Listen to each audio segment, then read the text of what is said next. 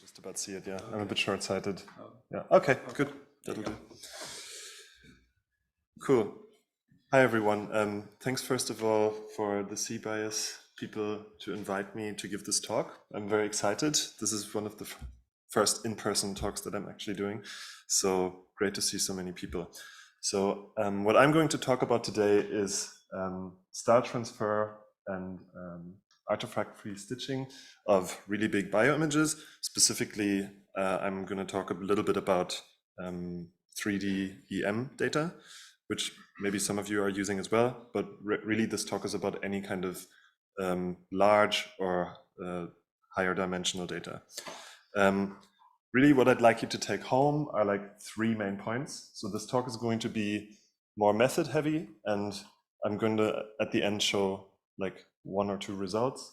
But what would be really great is if you could take home what domain adaptation is good for in bioimages, and maybe then be able to use it.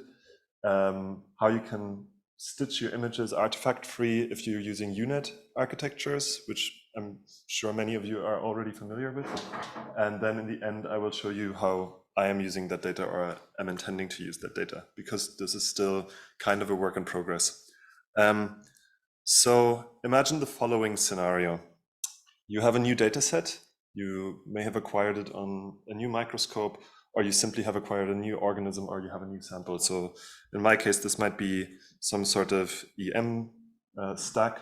So yeah, this might be like a 3D data set. So if you want to have a segmentation for this data set, one thing you might do, or what is going to probably become more and more common, is you're going to, let's see. Yeah, you're going to go to a model repository or a model zoo. There are many great resources for this. And you're going to choose a model that was trained on a data set that looks a little bit like your data set, and you're going to try to use that model on your data set. So in this case, let's say you go to bioimage.io and you find a model like a UNet or something like this. This was also trained on an EM data set that doesn't look too dissimilar to the one that you have. What could possibly go wrong? As you can imagine, there are a few things that could go wrong. The main thing is domain out of domain failure. So what does this mean? For those of you who don't know, a really basic explanation. If you have a source domain, this would be the domain that the model that you just picked was trained on. If you use a model on that domain, it will usually perform relatively well and will be able to find representations for the source domain that will help it analyze that data, or in this case, for example, separate different classes. And that is important for classification tasks, segmentation tasks, and so on. Now, if you want to use this on your target domain, the domain that you want to analyze, then what can often happen is that your model gives unpredictable results or fails. And this is what we call out-of-domain failure. This is also actually what the previous speaker just alluded to in terms of registration, but this is something that happens in all sorts of deep learning domains. So what domain adaptation tries to do is solve this problem by bringing these 2 domains together, bringing the target and source domains together, and reducing that domain gap between the target and the source domain. And the process of making or reducing the domain gap is basically that's the goal of domain adaptation. So how do you actually perform domain adaptation? Oh yeah, sorry. So if you successfully manage to perform domain adaptation, this will allow the model that was only trained on one domain to hopefully perform just as well on the target domain. So how do you do domain adaptation? There are loads of different ways. So I'm only going to talk about one, but just to give you like a really brief few examples, there is, for example, something called Fourier domain adaptation, where you basically swap the inside, the higher frequencies of the Fourier domains of the source and target domains, and hopefully get something out that looks like your target domain, which is a non-deep learning based approach, very simple. There are also more complicated approaches that use backpropagation and classification losses to achieve domain adaptation. And there are many, many approaches that use divergence-based domain adaptation. That basically means you find some measure of difference between your data sets, be it some internal representation of the model or the data sets themselves. Then you evaluate that metric and try to reduce it. And there are loads of papers like this. The one method that I want to talk about is style transfer. And this is also something that the previous speaker talked about briefly. So the probably most famous style transfer model that has been out there for about, I think, 4 or 5 years is CycleGun. And you've probably seen some of the results from CycleGun. It's famous for being able to transform horse images into zebras and the other way around. But since it came out, it has also been used for plenty of bioimage analysis tasks. For example, transferring into different imaging modalities for H&E staining, etc., etc. So there are many papers like this. The only problem is good. Some of the problems with CycleGun are, or with the original CycleGun, are that it works on 2D patches and that you have to use relatively small images. So these data sets that they originally worked on were like, you know, in the 256 by 256 pixel range. So not very big data. So in order to scale this, there have been a couple of approaches that have been scaling this to higher dimensional data. There are a couple of 3D CycleGuns, but really it's something that is a little bit underexplored in CycleGun. So there aren't that many 3D implementations of this model yet. And they're often not that user-friendly.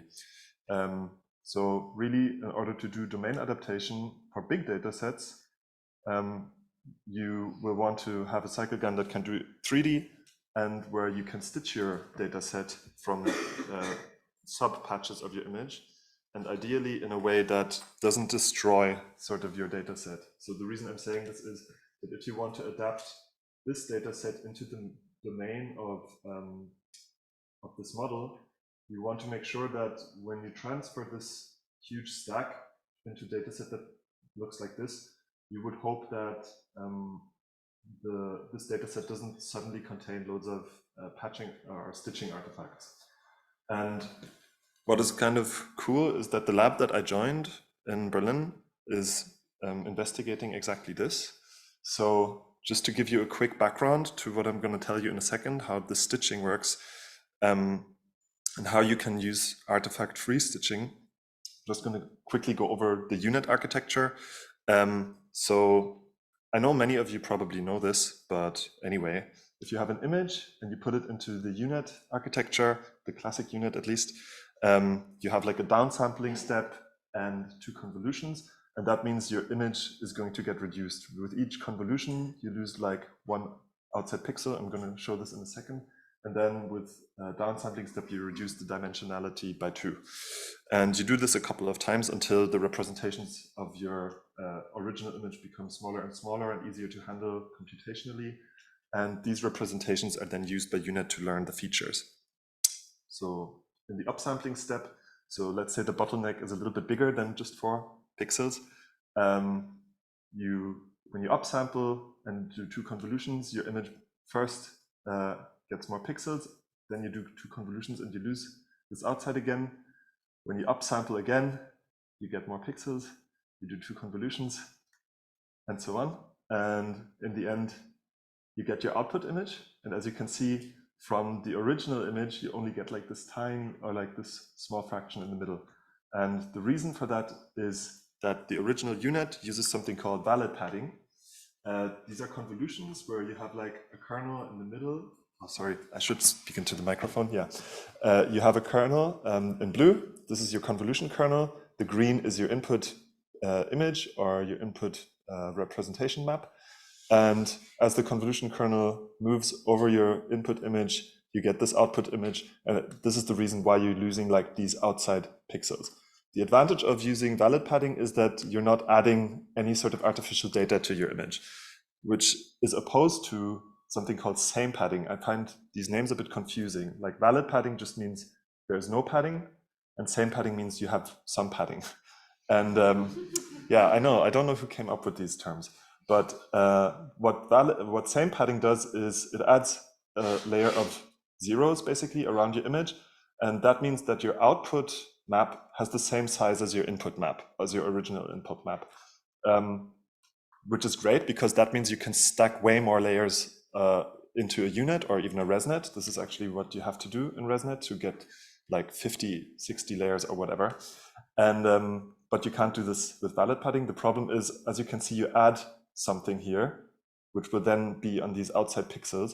And that means that for obvious or like that it seems obvious that if you use same padding, you can introduce stitching artifacts into your data. If you try to stitch multiple patches of these because you add this additional data. However, what my lab found out shortly before I joined was, or well, they didn't find it out, but like one thing that became obvious when they investigated this is that you can also get stitching artifacts if you use this. But they also found a way to solve this problem. So I can't go into detail. It's a little bit too complicated to do this in a short talk. But basically, in this research, the lab or my colleagues found out that it is possible to stitch a gigantic, any size picture using a unit, and that if you stitch it, it is equivalent mathematically to using like one gigantic patch and analyzing it in the model as is, which means that you can stitch anything without artifacts under certain conditions. And the conditions are as follows, and this is maybe the most interesting thing to you in this talk, and maybe you can use it in your own research. So you have to use valid padding, so the top. So if you have a deep learning architecture that uses a unit, use valid padding. Then this is maybe the complicated bit. The output of your data set, of your image, of your model has to be cropped. And it has to be cropped exactly to a multiple of the downsampling step, of the subsampling factor to the power of downsampling layers. So let's say you have a subsampling factor of 2, which is usual for max pooling with a 2x2 kernel, for example, and you have 3 downsampling layers, then you have to crop your patches to a multiple of 2 to the power of 3, which is 8. So 8 times n. And then one other thing that I noticed during this research is you have to make sure that like you use the same normalization for all your patches, because otherwise you will get artifacts. Yeah, so if you use batch or instance normalization, make sure that like these patches have the same normalization. So how am I using this in my research? This is just the briefest part of this talk. So let's say we have this EM stack and we want to analyze this, and we don't have annotations or we don't have segmentations, but we may have a data set that's also an EM stack. Like all of this is FibSem. So these data sets have like thousands of pixels in each dimension. So actually, these are, okay, the videos aren't playing. Anyway, sorry, I'll go back. So basically what we wanted to try to do is transform these images into each other's domain so that we could segment this image in the domain of mouse liver or in the domain of this Yorkat cell. And actually in terms of the stitching, it works really well. The question is, can we actually use this data now? So I mean, this is the original. This is what it looks like when it's stitched. Sorry, this is what it looks like when it's stitched. In terms of like, this is, the output of the cycle gun after stitching. And this is for Yorkat. There are still some problems and loads of open questions. So I'm just gonna, I don't think I have that much time left, so I'm just gonna wrap it up. So what I wanted to show you is that it is possible to build a 3D cycle gun for big 3D data sets, and you can use it for, this cycle gun you can use for 3D and 2D. And you can implement artifact-free stitching into the cycle gun if it uses a unit-based generator. And I tested it between 3 different FibSem data sets. And I've actually also done a lot more, which I couldn't show you today, but I'm really happy to talk to you about it in the course of this conference. So these are some open questions that you can ask me later if you feel like it. And finally, I'd like to thank my lab. My project is, my lab, the Chamier group, and also some other collaborators from the Max Delbrück Center. My project is funded by the Max Delbrück Center in Berlin and Helmholtz Imaging, which is a German-wide consortium of different imaging institutes. And yeah, I'd also like to just give a shout out to my girlfriend, because she's taking care of my baby. And I feel like that is never credited and should be. And thanks for that. And thanks for that.